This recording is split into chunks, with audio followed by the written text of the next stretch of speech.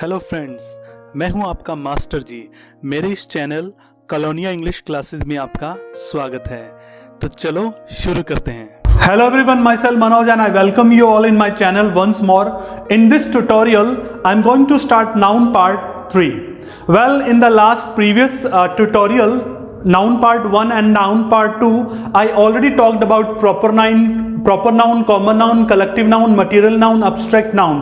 Well, in this lecture today, I am going to talk about countable noun and non-countable noun. So guys, let me tell you one more thing. At the end of this video, you will understand both the noun properly. I take the guarantee of that. So without wasting time, let us begin. Well, countable के noun के बारे में discussion करते हैं। सबसे पहले देखिए, countable noun means countable nouns are the nouns, the names of objects and people which can be counted out. Well, यहाँ पर मेरा कहने का मतलब ये है, ऐसे वो सभी noun या फिर वो name of object, उन सभी ऑब्जेक्ट का नाम या फिर उन पीपल, लोगों का नाम जिसको हम भाई काउंट कर सकते हैं, मतलब कि जिसको हम गिन सकते हैं, जिसे हम गिन सकते हैं, उन सभी ऑब्जेक्ट्स को एंड पीपल को, उन सभी, I repeat once more, objects को एंड पीपल को हम काउंटेबल नाउन की कैटेगरी में डालेंगे। फॉर एग्जाम्पल, जैसे बुक्स को आप काउंट कर सकते हो, गिन सकते हो। अगर हम बात करें pen, sister, doctor, horse and chair and etcetera etcetera. So countable noun का मतलब वही होता है, देखिए, वो सारे के सारे ऑब्जेक्ट और पीपल जिसे आप काउंट कर सकते हो, ठीक है, उस particular name of object and person को हम काउंटेबल नाउन की कैटेगरी में डालेंगे। तो अब बात करते हैं नॉन काउंटेबल नाउन के बारे में। देखिए, नॉन काउंटेबल नाउन क्या होते हैं, इनके बारे में थोड़ा और एक्सप्लेनेशन करूंगा जब मैं बात करूंगा इनके अंदर, दोनों के अंदर क्या डिफरेंसेस होते हैं, वो बात करेंगे हम आगे चलकर। अभी बात करते हैं नॉन काउंटेबल नाउन्स।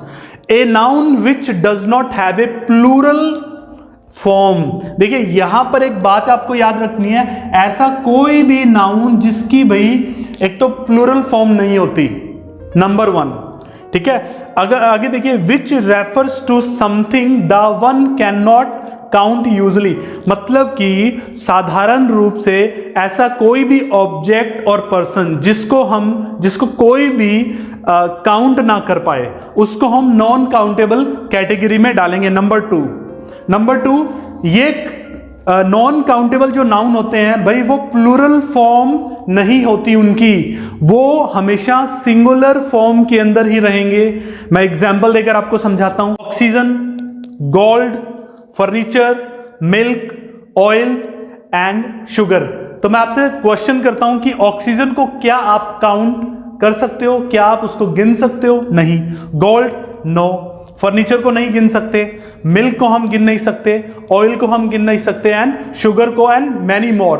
देखिए, यहां पर बहुत सारे ऐसे ऑब्जेक्ट होते हैं, बहुत सारे ऐसी थिंग होती है जिसको हम, कुछ चीजों को हम काउंट कर सकते हैं, उनको हम काउंटेबल नाउन की कैटेगरी में रखेंगे। For example, chair, book, fan, girl, boy या कोई भी anyone.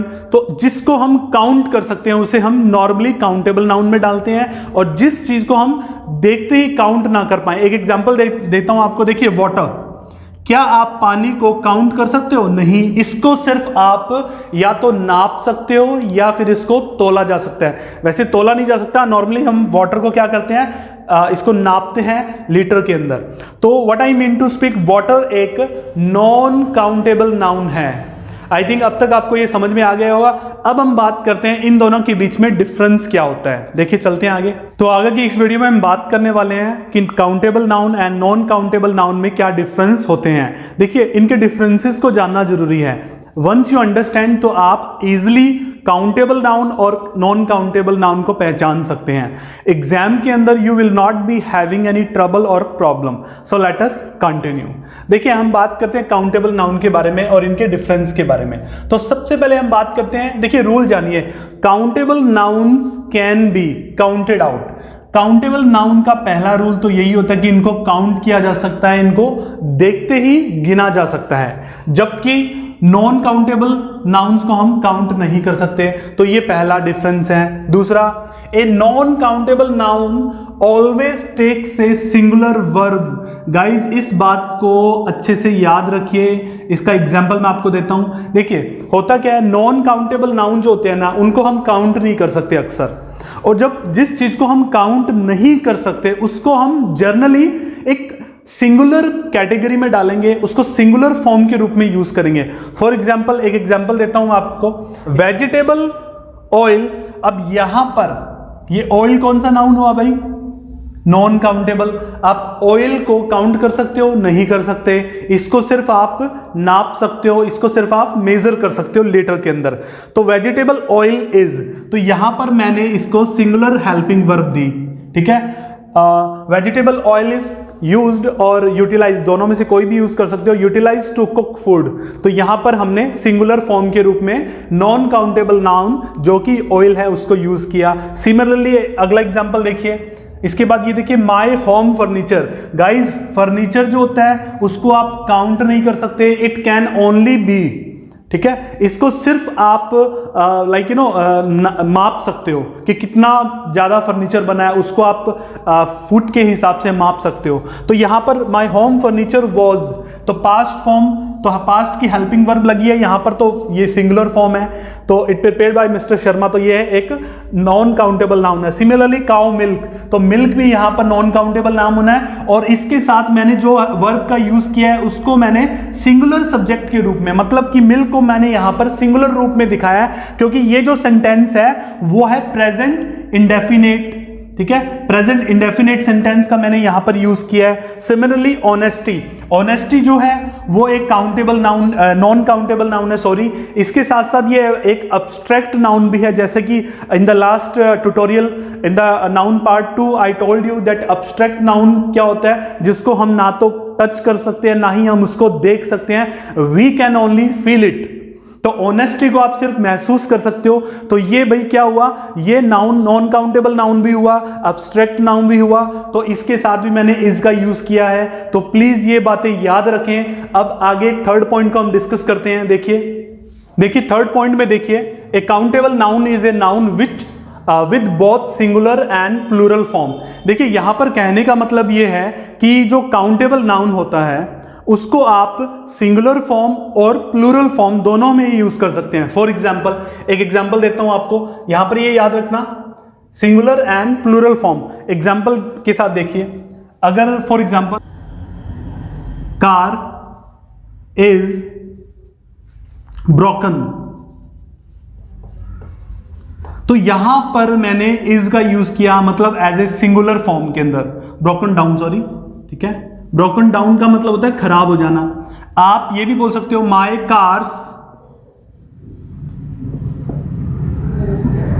Cars are broken down. तो इन दोनों ही सेंटेंसेस के अंदर आपने एक बात देखनी है कि यहां पर जो कार है वो एक काउंटेबल नाउन हुआ, और काउंटेबल नाउन को आप सिंगुलर फॉर्म के साथ साथ प्लूरल फॉर्म के अंदर भी यूज कर सकते हैं, बट नॉन काउंटेबल नाउन के साथ जनरली ऐसा नहीं होता, वो हमेशा सिंगुलर फॉर्म में ही रहता है, ठीक है। सम, अब देखिए एक बात और देखिए फोर्थ नंबर पॉइंट में, some nouns are both countable and non countable. ये बड़ी इंटरेस्टिंग बात है, एग्जाम के अंदर आपको ये चीजें याद रखनी है।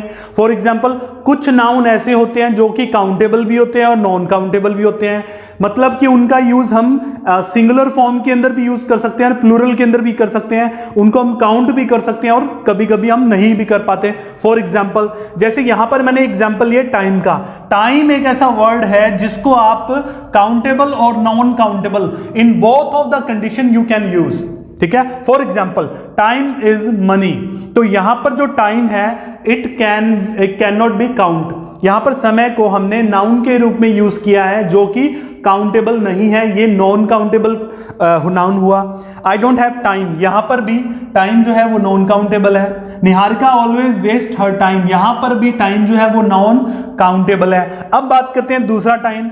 अब इसके अंदर आप टाइम को काउंट कर सकते हो। I have called Niharika 5 times, मैंने 5 बार निहारिका को कॉल किया, but she did not answer my call. तो यहां पर मैंने टाइम का जो यूज किया है उसके अंदर आप इसको काउंट कर सकते हो।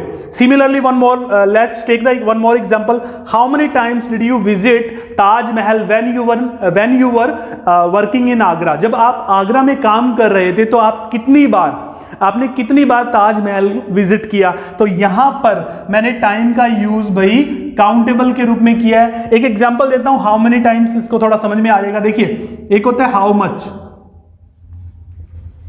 हाउ मच जो होता है वो नॉन काउंटेबल होता है, मतलब कि आप ऐसे शब्दों के साथ यूज कर सकते हो कि एग्जांपल देता हूं आपको, देखिए, how many, how much time.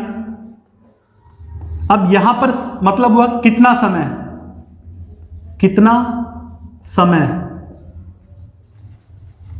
और हाउ मेनी टाइम्स, कितनी बार।